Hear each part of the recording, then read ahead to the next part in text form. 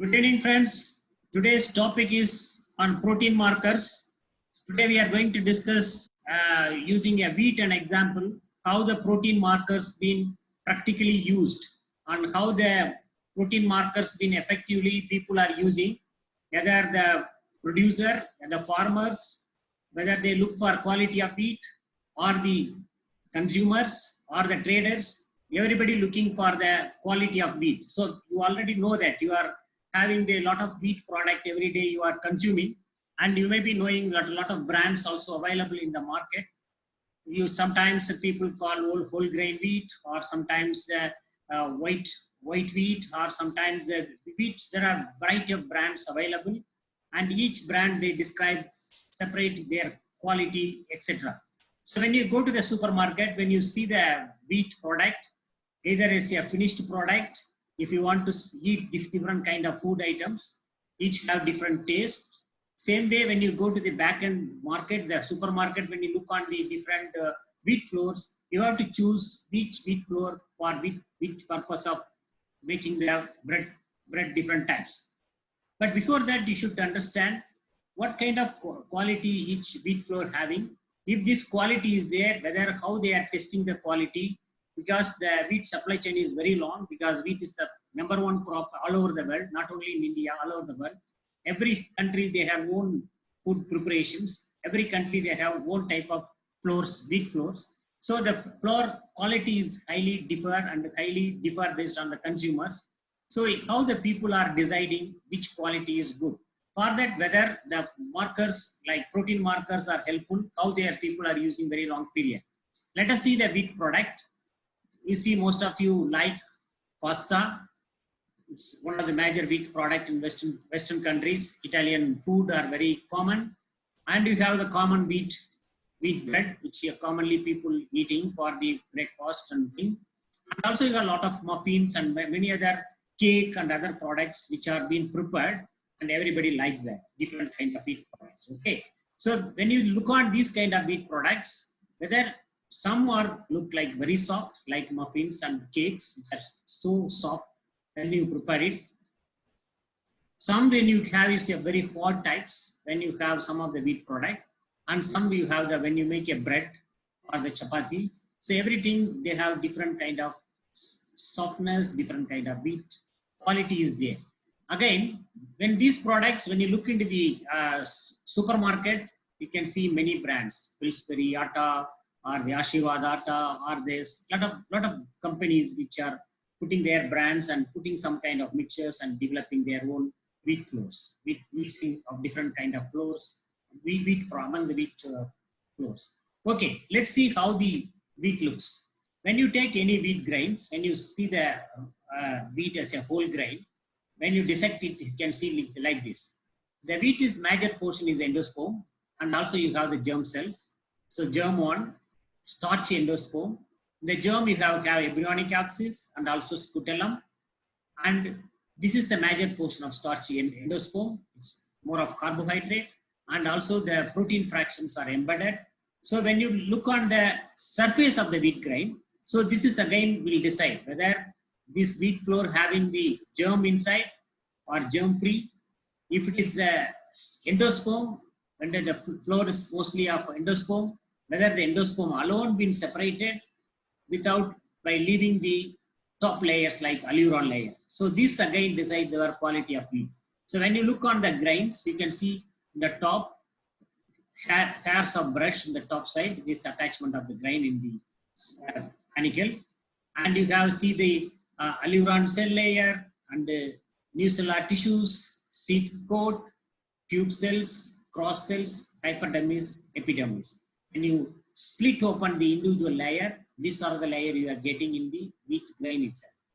Then, after split open, you can get the brand, wheat brand, then inside endosperm, then here again germ cell, which I told you the germ is enlarged here, scutellum, embryonic axis, and this is the endosperm. You can see cross section of endosperm, you can see the starchy endosperm, and again, this is again another view on the aleuron layer, and the tube cells, cross cells, and how to break down. Okay.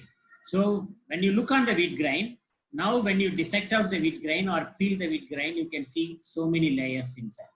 And also when you see the cross section, so many things. Now, whether the wheat is, how the wheat flours are prepared, which will tell you about what kind of quality, what kind of wheat flour it is.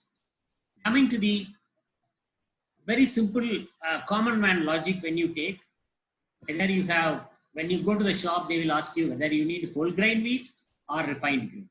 So what is the whole grain wheat? When you talk about the whole grain wheat, entire grain, which I showed you in the earlier picture, we have bran, you can have the germ layer. This is the alluron layer and other bronze. The fiber-rich outer layer contain B vitamins, phytochemicals, trace minerals, and in the germ cells you can contains a lot of vitamin E, vitamin B, and also healthy fat. Then again endosperm. This is the whole grain wheat. But most of you like only refined grain. It's only endosperm, very energy-rich middle layer, contains only carbohydrates and proteins. Okay, so this is the grain on a common man point of view. When you look in the supermarket, when you go, you will get a whole grain wheat or the refined one. So usually people, youngsters will provide refined grains because a whole grain will have germs and bronze and it has less softness. Okay. Let us come to the protein marker. So I told you, when you analyze the whole grain, wheat grain, the protein fractions which is present in the whole wheat flour will decide on how it is packed with the endosperm and how it decides the quality of wheat. So people will extract the protein from the whole grain and they run in a STS page, sodium dodecyde sulfate polyacrylamide gel electrophoresis. It's a normal protein gel. When you work on your practicals, the normal protein gel which been stained with a normal Kumasi brilliant blue staining. When you stain it, this is very beautiful bands you will get in the gel picture. So you can see that there are three kind of fractions you can see. One is the glue A1, glue B1, and glue D1. They already many years of work in the wheat protein. People classified the total proteins in a different groups, glue A1, B1, D1. And then within this different protein bands, they also numbered it. This is the standard protein chart. When you use standard varieties, you can get some varieties have 1, some varieties have 2, number 2, protein number 1, 2, and 3. So sometimes later they found out 22, 23 something. So they orderly they given numbers. So 1, 2, 3, 4, 5, 12, 16, 18, so many fractions are there. So these protein fractions will decide the quality of the protein, decide the quality of the wheat flour. Still the traders, still the consumers, still they want to precisely confirm. This is the method still people are using very time immemorial. When the protein is in protein purified, protein techniques came, then people start using in the wheat. Okay, let us see what are the protein fractions. We already seen that how the wheat grain looks, what are the kind of wheat flours they are prepared. When you extract the protein from wheat grain, you will get this kind of pattern. Just remember that you will get a pattern of protein patterns. How we will interpret it, we'll see. So when I told you that the whole wheat flours, which is made from grinding all the three parts, I told you endosperm, germ, and also alluron layer. This is the whole wheat flour. When you go to the shop also, they will give the whole wheat flour. They will grind all the complete fractions, they give it. Normally small scale millers, small wheat grinder, when you go to the local shop, they have the local grinding machines, flour mills. They just you give the wheat flour, they grind it and give as a flour. So this have all together they grind and give. This is a small mill, small flour mills. And commercial millers, frequently what they do, they separate the portions. Normally big scale commercial millers, one of the biggest South Indian Miller Association is in Coimbatore. You may not be knowing or you may be wondering that many of the more than 60 flour mills are available in Coimbatore from pre-independent period. When the wheat stocks been imported from US or Australia, they brought from Cochin and they moved to Coimbatore and make it a flour and supply to North India. Even now, the wheat grains are come from North India and they process here and send this a different product. So you can see a lot of wheat flour mills are there. You can in Coimbatore itself. So what they do, commercial millers are very high handling capacity, very heavy technology oriented. what they do, they separate it three. They separate the germ separately, they separate the alluron layers, and they separate the floor. They three kind of they separate. So when they separate it again, when we want to make again whole wheat flour, they again mixed all three together in a certain portion based on the brand. They make it and sell it. And white flour has been stripped off from the bran and germs, leaving behind the fine pale endosperm. The endosperm color, you can see that it is a pearl grain endosperm. Okay. So similarly, when you look on the shelf life of the whole wheat flour, it has mild flavor and less nutritive value. The bulk of fiber and protein are contained in the bran and germ.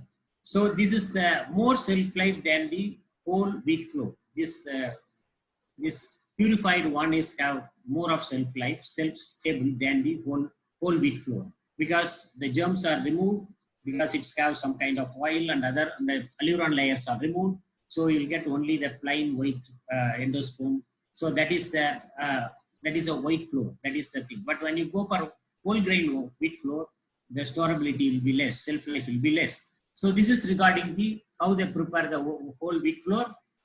The big millers, they separate three portions, then they mix it, whatever the combination they needed, whether purely a white flour or they need a with bran or without, they will do it. Again, when you look on the wheat itself, this again I am telling about the processing of the wheat, whether it's a go for whole grain wheat flour or white flour, they separated. But when you look on the grain itself, there are two types of wheat grains are normally available.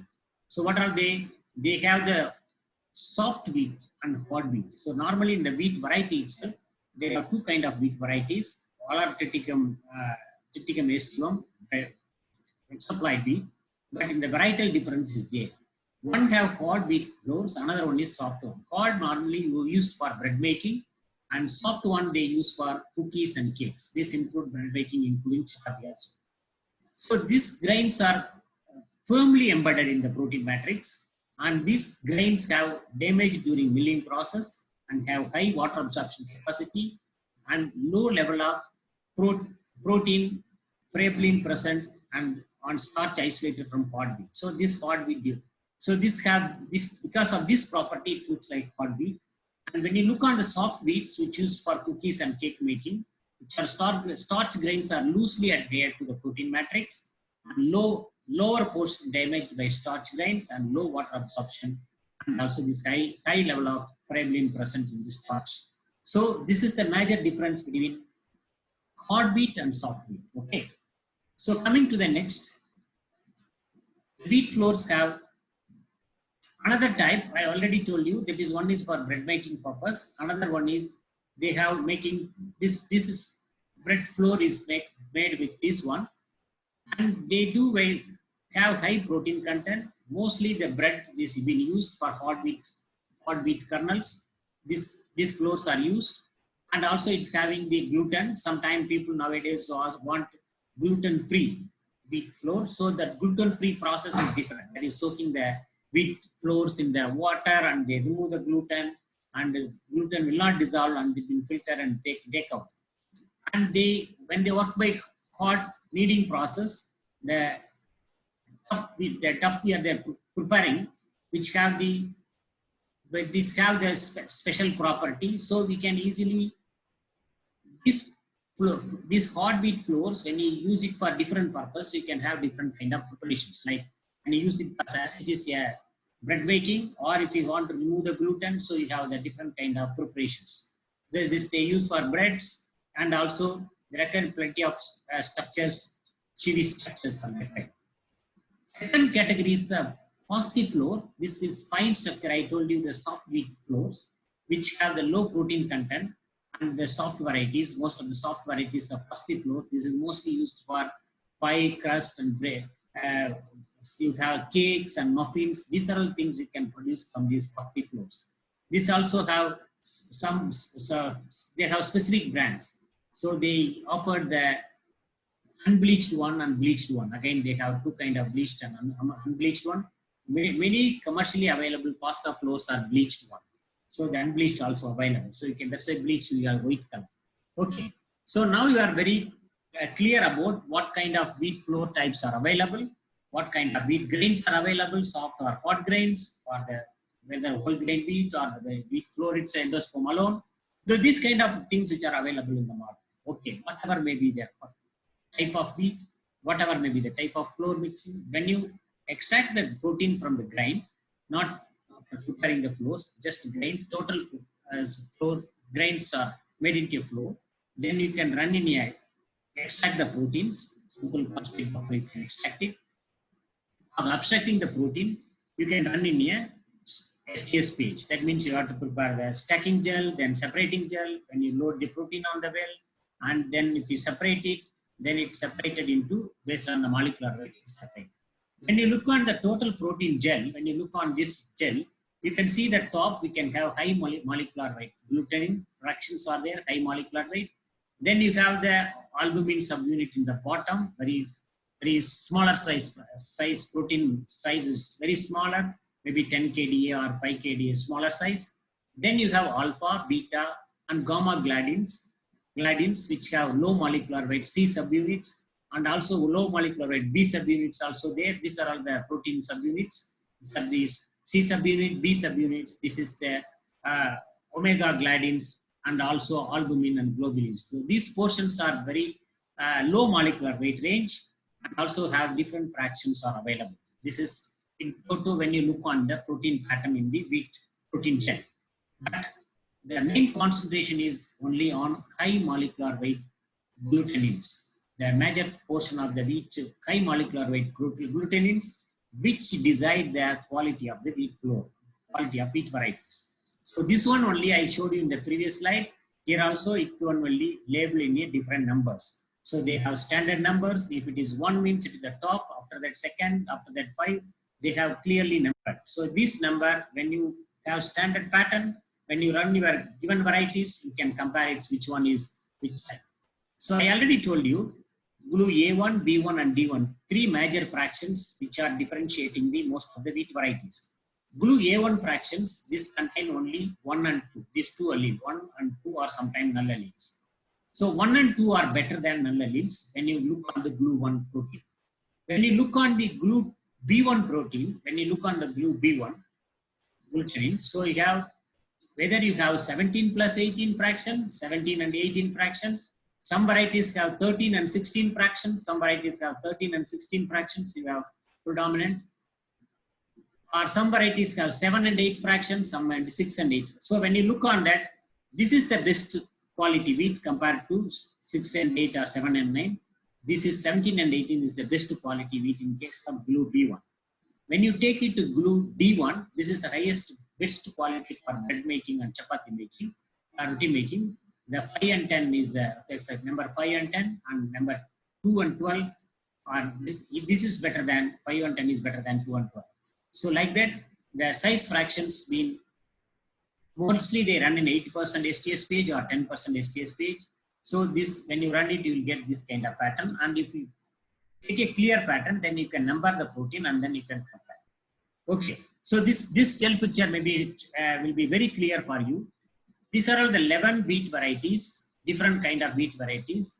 The high molecular weight glutenin fractions, glutenin subunits, high molecular weight glutenin subunits only shown in the picture. Earlier gel picture I showed you only the overall picture, what are the units present. This picture I am showing only they analyzed by 11 wheat varieties, only the high molecular weight gluten subunits when been shown here, gluten subunits. So you can see that this particular variety have 2, fraction 2. This variety have 1, 2, 7, 8. These are all the fractions.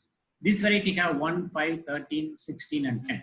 This variety have 1, 2, 13, 6. Like that. This variety you see very different pattern. You have 2 fraction, 5, 7, 8, 10. Okay. When I say that 5 and 10, if this variety have 5 and 10, then this is the best variety for the bread making or the other product like chapati making. This is a very good variety compared to this variety. This variety you cannot see any 5 and 10 fractions. Okay, different fractions. So in regard to GLU B1 fraction 17 and 18. Some variety have 17, have the very distinct one. You have only 17 and 18. You don't have 5 plus 10. So that means it's have inferior quality. So like that, this glue 1 type, glue B1, glue A1, glue D1, which you decide. So what is the A1, B1, D1? That these protein fractions are derived from D genome of wheat.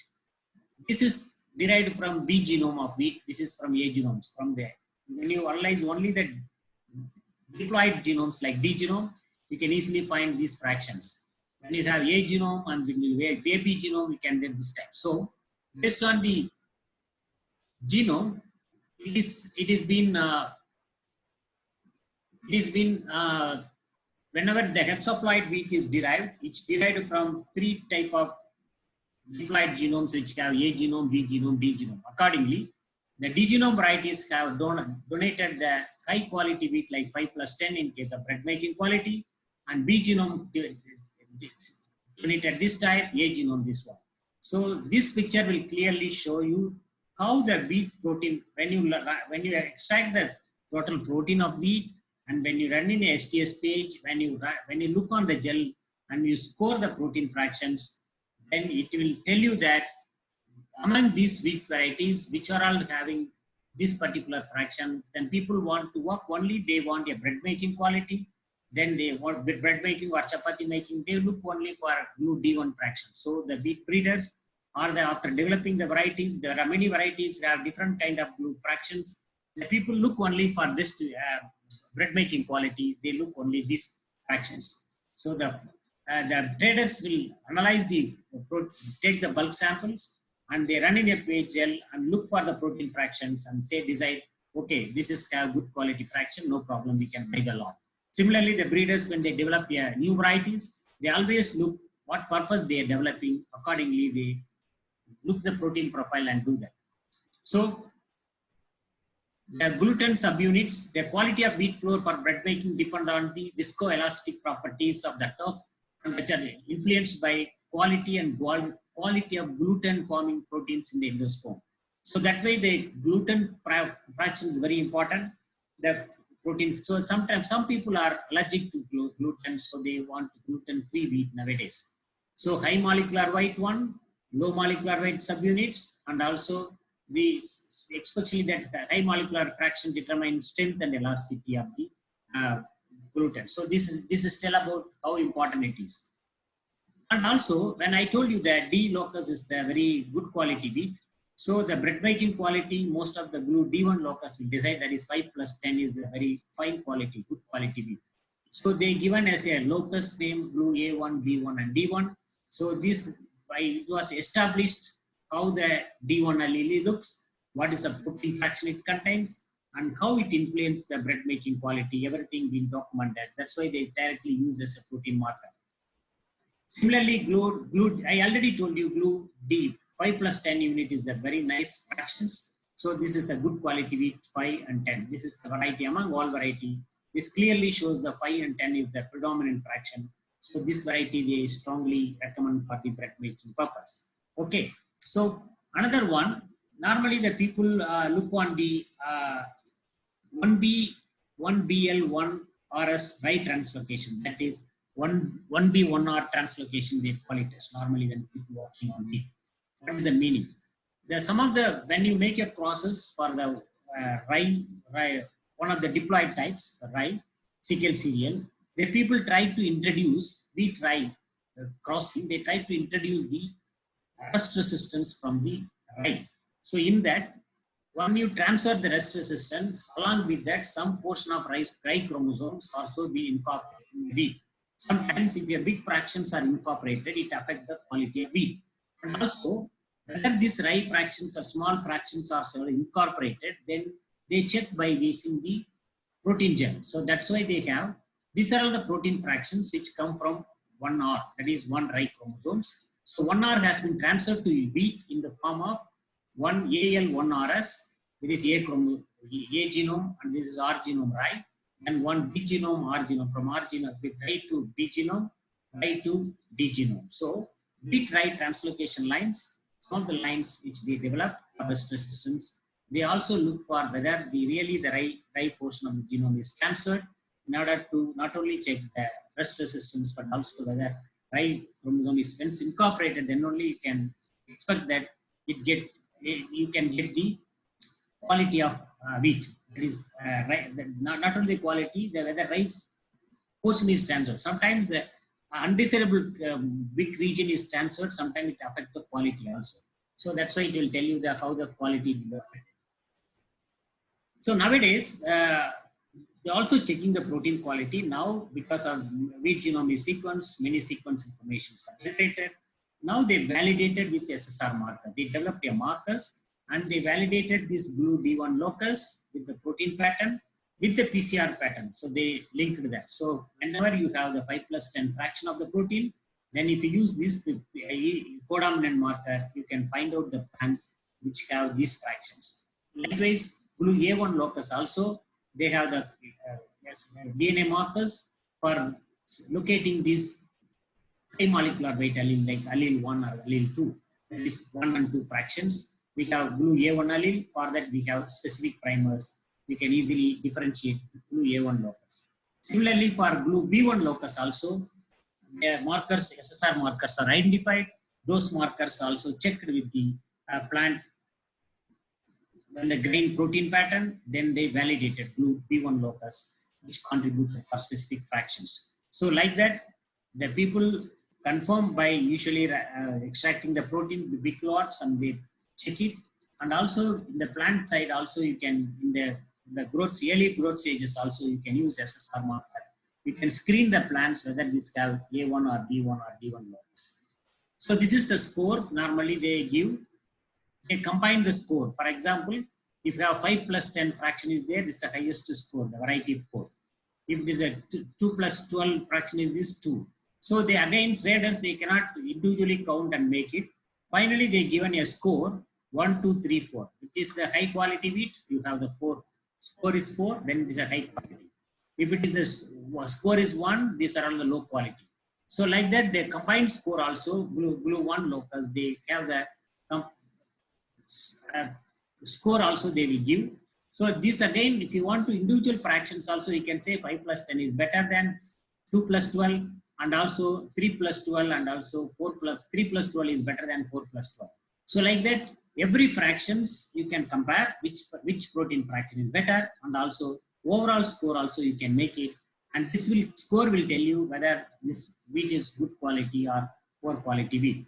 This is again another picture, tell you that how the A1, B1, D1 locus, and this is the normal STS page. You can see that we're using the protein stained with the when you stain with protein staining, then you can clearly see that how they are different. Okay, this is checked with microsatellite SSR markers.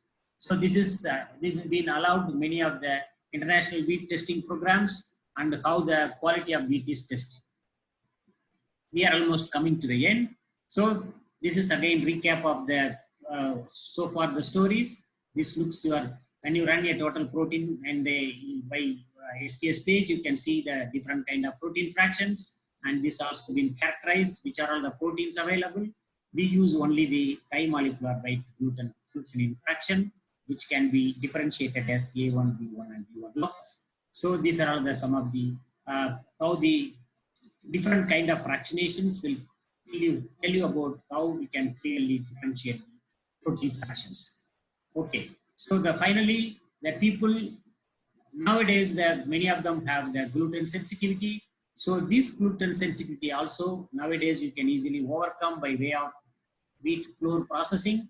So by that nowadays they separate out the gluten fractions from the total wheat flours. By that they have a separate flour. Wheat flours have gluten-free wheat flour. So this is little costly, little bit higher because the processing cost is little higher. So the people are using as a separate.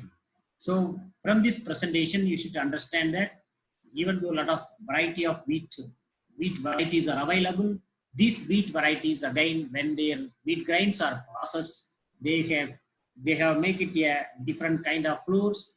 This is on, I'm talking about the raw flours. Again, the people in the different branding, the Beachberry or the different kind of atta. The companies, they make certain combinations. Some people, they add more of brands. Some people, they put a they put other kind of scutellum or embryo. So germ cells they little add, or sometimes the wheat floors itself little bit polish it, or they, so like that they will do different kind of combinations. Again, this being sold in the market in the different forms and different purposes. Again, generally the soft and hard wheats are again have different kind of things, varieties. Say they prefer the wheat flours. If the soft flours are for particular purpose and hard flours are some particular purpose. So in this presentations, I enlightened you how just for we are consuming the wheat as a bread or other kind of cake something, but a lot of things are in the background. It is there how the grains they brought and how they are separate. They make a different kind of flour types, and then how they are determining the quality.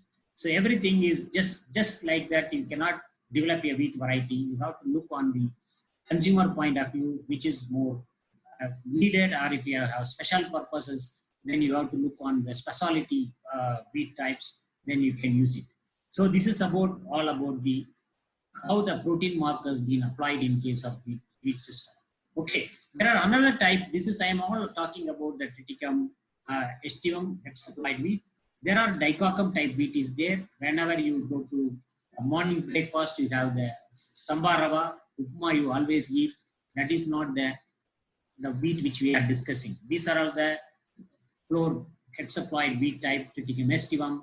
That is a hexaploid type. That is samba wheat. That is very popular in the Pollachi and Coimbatore region. It is a very breakfast type they use to prepare the samba upma. So that is very hot types, and it is a dicoccum type wheat.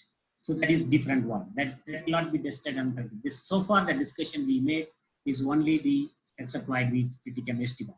So like that people use the different kind of wheat flours and different purposes. So you can apply the protein markers, and you can also, it's one of the classical example I used to teach, because so many, for example, you can use for protein differentiation in case of different kind of Vigna species. Proteins are very high.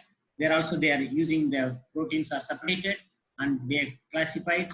But most practical example when I want to tell you is wheat is the very classical example. Still, after so many years, after so many DNA sequencing techniques came, so many markers came, but still the wheat proteins they're very highly used for checking the quality of the wheat.